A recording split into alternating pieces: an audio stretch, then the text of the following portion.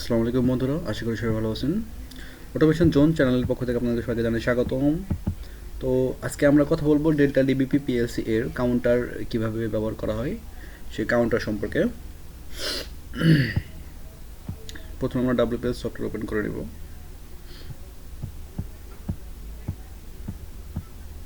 আমরা new project open করবো একটা।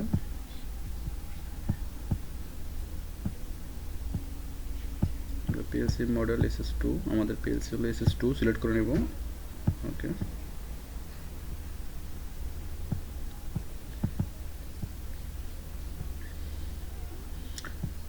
তো এখন আমরা দেখব আমাদের পিএলসিতে কোন প্রোগ্রামটি আছে, সেই প্রোগ্রামটা আমরা এখানে নিয়ে নেব।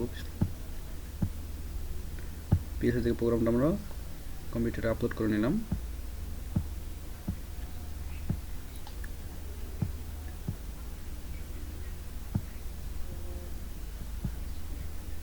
দেখতে পাচ্ছেন বন্ধুরা, এটা আমাদের পিএলসিতে ছিল। তো আমরা নতুন করে একটা প্রোগ্রাম এখানে রাইট করব।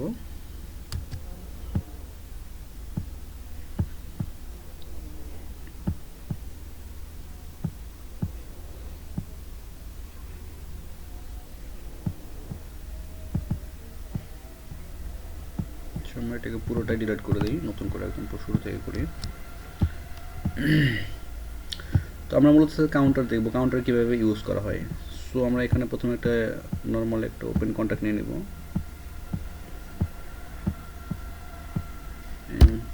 100, ওকে।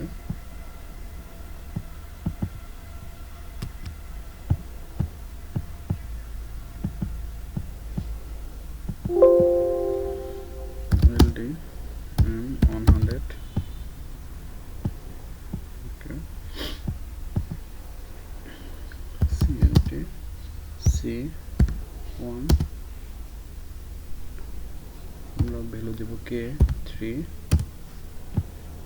তো আমাদের এই ইনপুট এটা শুধু আমাদের সেন্সর হয়। তো আমাদের এই সেন্সরটা যদি 3বার সেন্স করে তাহলে আমাদের কাউন্টারটা একটা আউটপুট অন করবে। তো আউটপুট অন করার জন্য আমাদের কাউন্টার দিয়ে একটা ইনপুট নিতে হবে। C1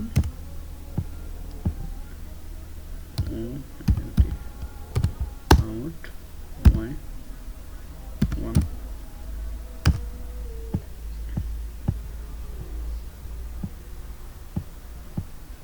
তো আমরা সাথে আর একটা আউটপুট যোগ করে দিই।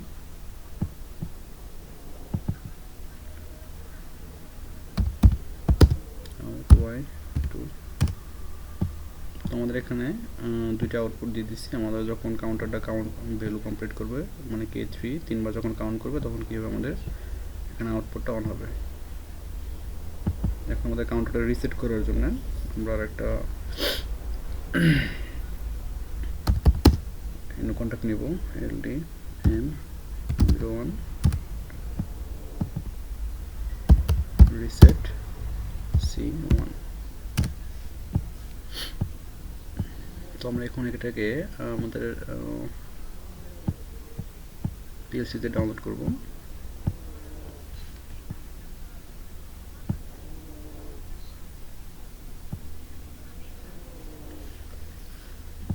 তো পিএলসিতে ডাউনলোড হয়ে গেছে। এখন আমরা এটাকে অনলাইন মুড করে দেখব।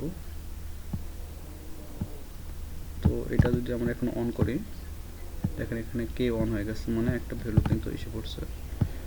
বন্ধ করে দিলাম, আবার অন করব। K2, মানে দুইটা কাউন্ট হয়ে গেছে। এবার যদি অন করি তাহলে আমাদের আউটপুট অন হবে। আমাদের আউটপুটটা কিন্তু অলরেডি অন হয়ে গেছে। এখন যদি আমরা এটাকে রিসেট করি, তো আমাদের M101 অন করলে দেখেন রিসেট হয়ে গেছে এবং এটা কি আবার 0 হয়ে গেছে।